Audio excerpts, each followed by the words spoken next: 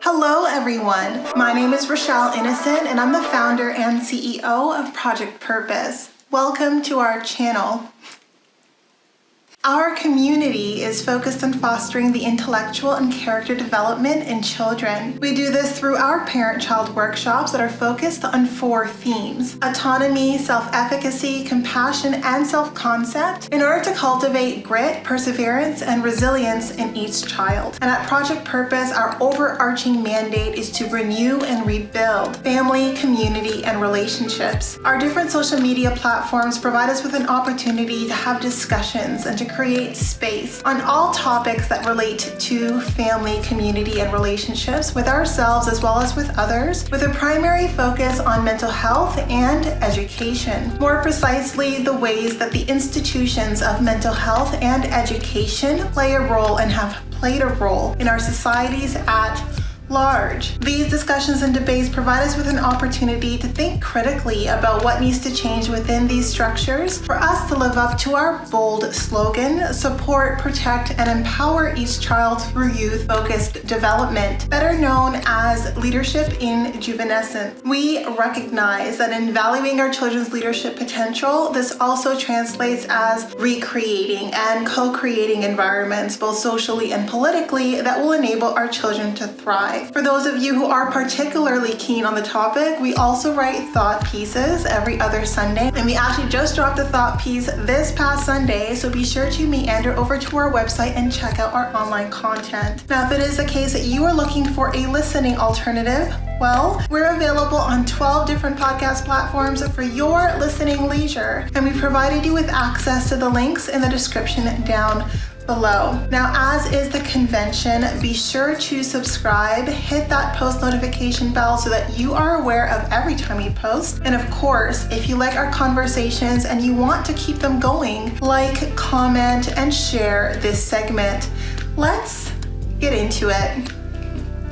Hello, ladies and gentlemen, and welcome back to another segment here on Project Purpose. For those of you who are new, we cover topics that relate to mental health, mental wellness, and education on a week-by-week basis. And today our topic of discussion is mental wellness. And on the topic of discussion of mental wellness today, we're going to be talking about the ill effects of feeling inadequate, so of feelings of inadequacy and how to address it. And I think that this is a conversation worth having because a lot of the times our sense of wellness is impacted because we're trying to navigate through life while still holding on a belief that we ourselves are incomplete, that we aren't whole as we are. And this often translates as feelings of inadequacy. And I think that sometimes we don't call it that. And for those of you who are looking for a working definition, when we talk about inadequacy, these feelings of not being enough, feelings of incompletedness, feelings of not measuring up, all of those feelings translate as feelings of inadequacy, feeling fundamentally that who we are as we are isn't enough. So I want to talk about these feelings of inadequacy. I want to give you some perspective as to where they come from. And I also want to talk about how we heal from feelings of inadequacy. And I believe healing is a 3-part journey. I think sometimes we think about healing, we immediately think, hey, if I have inner child wounds or if I have traumatic events that I've gone through, then healing has to happen with conversations. And I think that can be one journey that you can take, but sometimes the healing is a physical healing as well. There's our trauma that we carry in our body, that no matter how much we talk about it, we still need to release that trauma, that energy, which, by the way, emotion in and of itself is energy in motion, from our body. So healing is a 3-part series. It is mental, it is physical, and it is a spiritual journey. And I want to talk about the spiritual bit a little bit more deeply, because inadequacy is a deep wound that we carry in our inmost parts of ourselves. I would frame it as a spiritual wound because it's deeper than mental, because we can think about it. It's a feeling that has really immersed itself or integrated itself with our sense of identity. And I think any wound that we carry that impacts our sense of self, that really hinders our ability to see ourselves as complete or to see ourselves as whole or to see ourselves as enough, is a deeply embedded wound, which I would consider to be a spiritual wound. When it comes to these spiritual wounds, where do they come from? And I believe that that a lot of them come from relationships that we held in high esteem, not recognizing that there were undercurrents of toxicity in those relationships. And these can be relationships in our formative years where we are our purest selves, receiving all of this information in the world around us. And some of the messaging we could have received at a very young age is that we are not enough, that we don't measure up, that we are incomplete. And we grow up and we can be successful, we can be really living our best lives, and we still carry this internal belief of not being enough. And that's just because of some of the messaging, some of the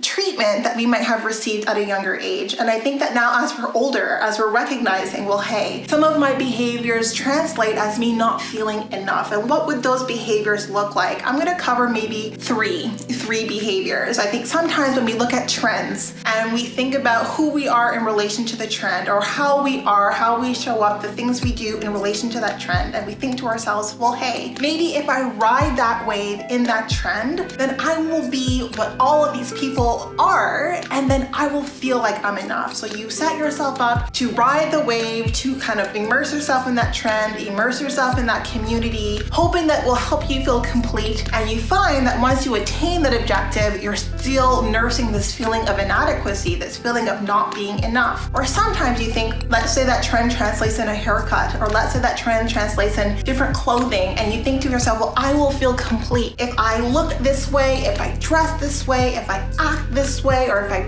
behave in a certain way, or if I collect certain things, or if I buy certain things. And we do all of these things not recognizing that this is us trying to navigate in the physical with the objective of healing the spiritual. So I want to talk about this because when it comes to feelings of inadequacy, we feel inadequate because we've internalized this belief that we're not enough. So we've actually validated that this belief is true, we believe that it's true, and we're trying to find a way to circumvent the belief by adding something to our lives that make it untrue. When in fact, inadequacy is a wound best healed by removing the belief and by removing the thought pattern that makes you feel like you're not enough. So contrary to what typically takes place when we have feelings of inadequacy, where we try to bring things into our energy field or bring things into our life that will help us feel complete, the opposite is actually necessary. We need to find the root of that wound, and we need to exercise it out. We need to get rid of why that feeling of inadequacy exists and start the healing journey recognizing, and it is recognizing, that you as you are, you're enough. And I haven't met any of you who are watching this segment. I know any person who is suffering from feelings of inadequacy is more than enough. You are enough as you are, and you're not going to add things to your life that's going to change the fact that you're enough. But what you will need to do is remove things from your life, or more so remove the people who have inflicted the wounds, inflicted the messaging on you that you're not enough. And I believe that sometimes there are certain wounds that we carry that can be generational wounds, that can be, patterns of behavior that create this need to inflict pain on others. And it's not all the time. I don't think everyone who is suffering from a certain trauma or a certain wound feels inclined to pay it forward, but there are people who do. And recognize that only people who feel inadequate and incomplete in themselves project that sentiment to others. So we can forgive these people for the fact that they wanted to, pay it forward by giving us this sense of inadequacy, but we need to really, regardless of who this person is who has created this sense of inadequacy in you, assess and evaluate the weight of their words. And that's how we heal ourselves, by targeting the belief that we've internalized that we are not enough, and by completely dismantling that belief and removing it from our schema, from our sense of self-concept. And I think that we really need to recognize that these wounds, they manifest not only in the behaviors that we have and the ways that we engage in the world around us, but they can be rooted in our physical selves. We can feel physically ill when we feel like we're not enough. We can really feel our body respond and react to these feelings of inadequacy. And this is why I love yin yoga, because yin yoga is really about releasing emotional trauma that we have captured in our body. And I think that this is an exercise worth talking about. It's worth checking our behaviors on, and it's also worth moving, finding different stretches that are going to help you have the emotional release that it is that you need. And I wanted to do like maybe a couple on here that can help you if you do a deep stretch each side of your hip flexor for about 3 minutes each on a day-to-day basis until you feel an emotional release. And I'm gonna get back to doing some stretches in this channel. Maybe not this segment, but in the next mental wellness or mental health segment, I'd like to get back to stretching with you, but always stretching for the purpose of releasing energy that doesn't serve us. And any energy that translates as feeling inadequate is energy that someone wounded us with that we need to let go of to be able to navigate in the world around us, not trying to prove ourselves to ourselves. You have nothing to prove. All you need to do to help support yourself in healing from these wounds is really find the root cause, like who made you feel like you were inadequate? Is this person still in your life? Should this person still be in your life? And if they are, to what extent are we now going to evaluate the weight of their words, the value we place on their words, when the value that you have placed on their words has created this injury? And so I am very much a proponent for being very neutral about when people compliment me, praise me, because the power that you give people to bring you up is also power that you give people to tear you down. And when we're younger, we really don't have that choice. We're learning and we're growing through life. So the people who we love or the people who we hope carry the privilege of being able to build us up, and they carry that with a lot of reverence so that they don't inadvertently tear us down and have these feelings of inadequacy root within us. So I guess to sum all of that up, if it is a case that you feel like you're not enough, it's a wound. That is some injury that you've incurred at some point in your life that makes you feel like you're not enough. So I think that rather than try to fill your life with people, with things, with experiences that try to make you feel whole, remove the beliefs, the limiting beliefs, the values, the things that you hold dear to you that have translated as you feeling lesser than. And I'm telling you, if you do the inner work of really figuring out the root of why those beliefs exist within you,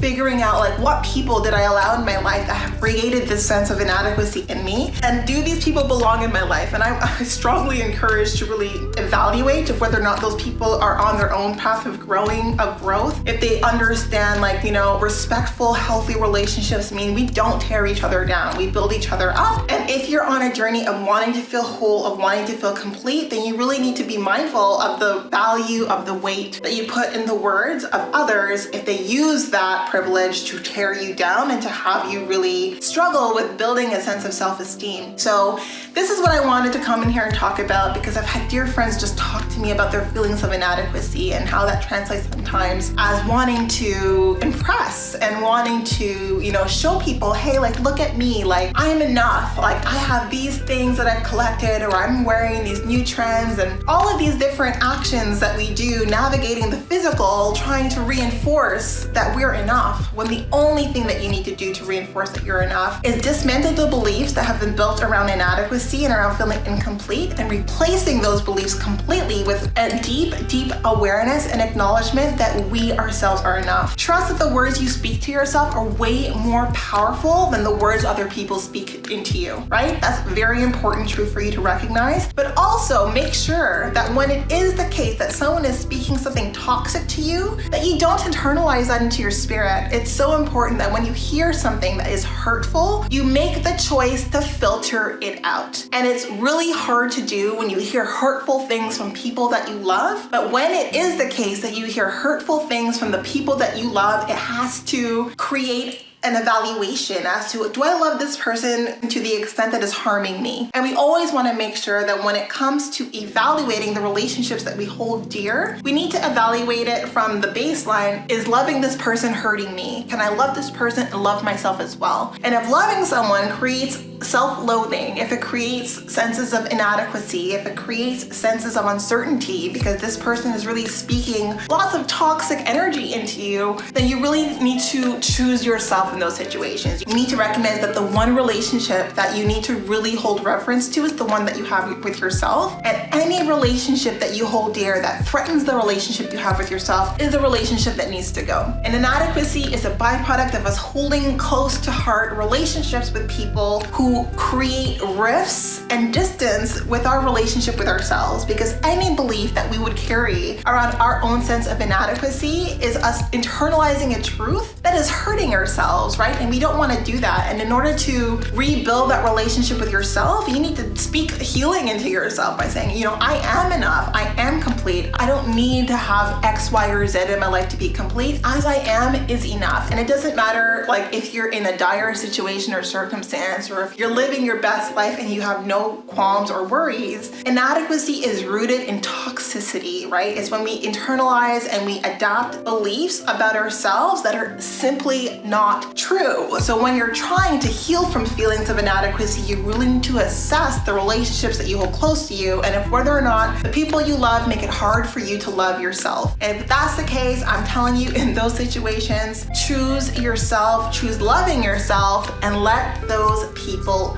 go. In any case, that was the topic for today.